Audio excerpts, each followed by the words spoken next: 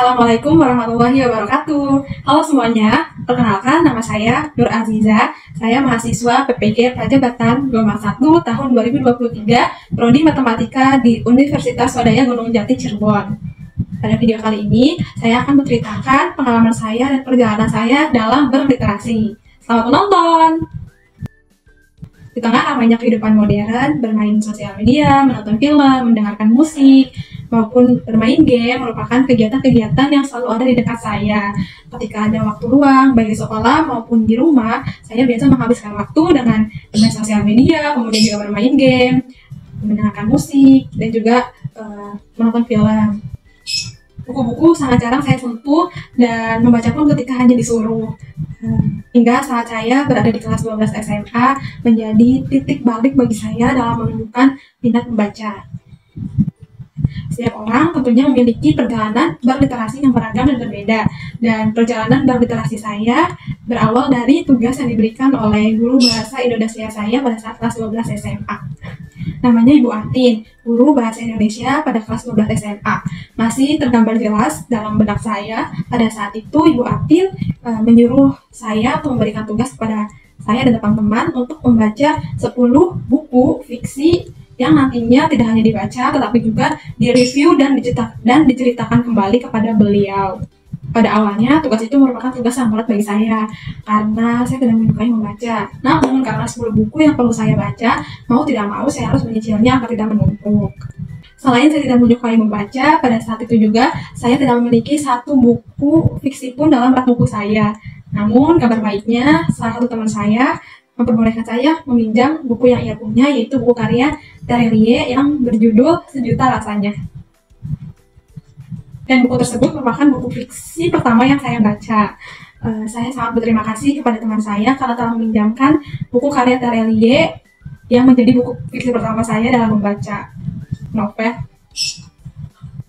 Dari situ, dari buku tersebut, saya jadi penasaran dan kecanduan akan buku-buku karya Terelie yang lainnya. Saya tidak menyangka dari tugas yang diberikan oleh Ibu Atin pada saat itu, yang merupakan tugas yang berat bagi saya, telah menumbuhkan minat baca saya hingga saat ini. Pada awalnya saya tidak memiliki satu jenis buku fiksi pun dalam rak buku saya. Hingga saat ini saya justru mengoleksi beberapa buku di rak buku saya. Meskipun jenis buku yang saya baca bukan buku yang pengetahuan, namun saya dapat banyak sekali pelajaran dari buku fiksi yang saya baca, seperti halnya tentang kehidupan, kemudian juga nasihat agama, berpolitik, sejarah, biografi, dan masih banyak hal yang saya dapatkan dari membaca buku fiksi.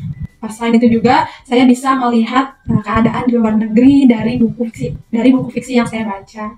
Adanya tugas yang diberikan Ibu Ati membuat saya dan lingkungan kelas saya menjadi gemar membaca.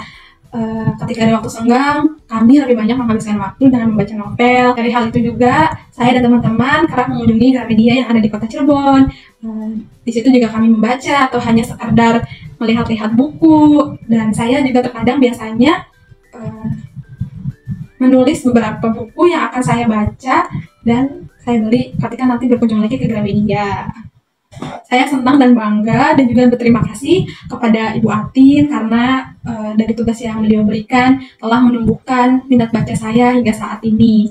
Ada banyak hal yang saya dapatkan dari membaca. Selain mendapatkan pengetahuan dan wawasan baru, dengan membaca pun menjadi obat bagi saya ketika telah penat oleh hiruk-pikuk kehidupan di dunia, dan juga menjadi suatu obat bagi saya ketika saya bosan. Ada banyak kesenangan atau fantasi dalam membaca, kemudian juga ada banyak kisah yang bisa saya pelajari dari cerita-cerita di novel. Kemudian rangkaian kehidupan membawa saya memahami bahwa berliterasi itu bukan hanya membaca, tapi berliterasi itu lebih dari itu dan memiliki makna yang sangat luas.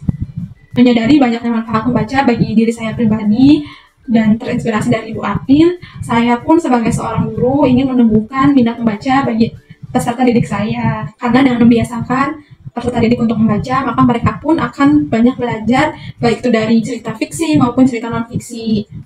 Selain itu juga, dengan membaca, peserta didik akan lebih memahami hal-hal kontekstual dan juga bisa update dalam mendapatkan informasi.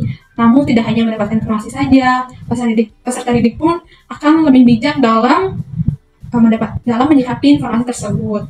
Salah satu cara yang akan saya terapkan kepada peserta didik saya nanti yaitu dengan membiasakan mereka membaca 10 menit sebelum pembelajaran dimulai. Semoga dengan pembiasaan itu akan tumbuh minat baca di dalam diri peserta didik semuanya.